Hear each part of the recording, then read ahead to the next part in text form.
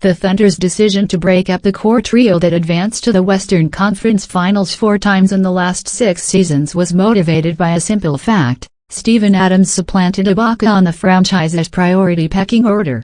Oklahoma City GM Sam Presti has loads of financial decisions to make over the next 14 months. He needs to re-sign Kevin Durant, make a decision on Dion Waiters, re-sign Russell Westbrook, and extend or re-sign Adams. With Enes Kanter already locked into a max contract and Durant, Westbrook and Adams all sure to command top dollar, something had to give.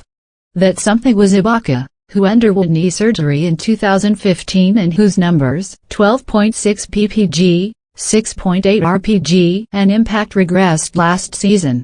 Set to become an unrestricted free agent at age 27 next summer when cap space is bound to be plentiful, Ibaka will fetch big money and a long-term commitment thanks to his proven rim protection, ability to space the floor and extensive postseason experience.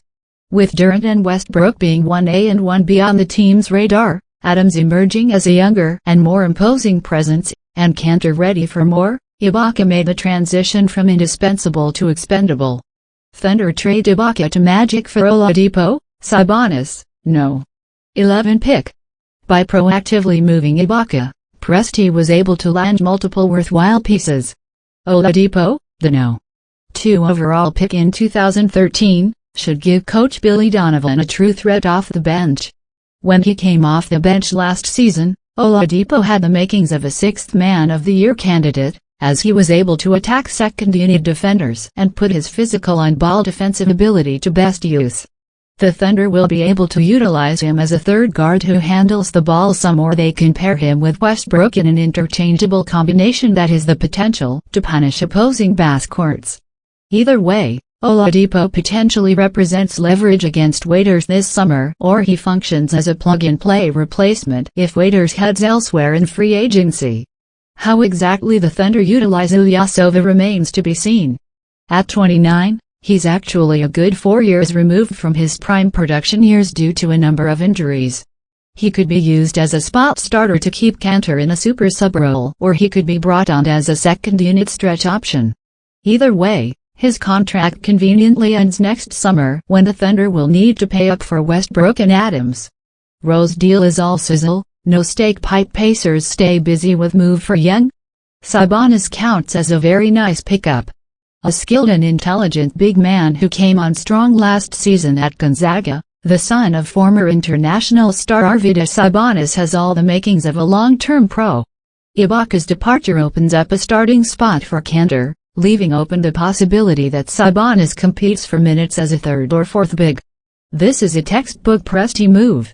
He sold high on a piece whose value was diminishing, he bought low on lottery talent, he gave himself flexibility financially and positionally by acquiring multiple pieces, and he added a young big.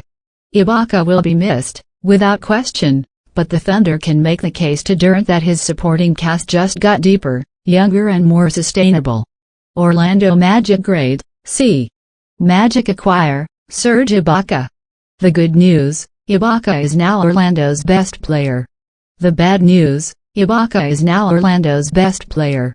While the perpetually rebuilding Magic have needed to significantly upgrade their talent for years, Ibaka is ideally suited to life as a complementary option on a winning team, rather than as a centerpiece on an identity-less, mishmashed roster. This deal would have made more sense if Ibaka was under contract at a below-market rate for multiple years, or if he had just put up a career year, or if he had shown a James Harden-like need for a larger role, or if he had a pristine health record. Instead, the Magic have cashed in a key building block in Oladipo and their 2016 lottery pick for a quality defensive player who will attract plenty of offers next summer. NBA Draft Trade Roundup, every deal made on Thursday. However, the feat here is pretty tempting for 3 reasons. 1. Pairing Ibaka with all-offense, no-defense center Nikola Vucevic is a nice combination that should get the most out of both players. 2. Ibaka can slide over to play a stretch 5, allowing Aaron Gordon to play 4 and spend most of his time in the basket area, where he's most effective.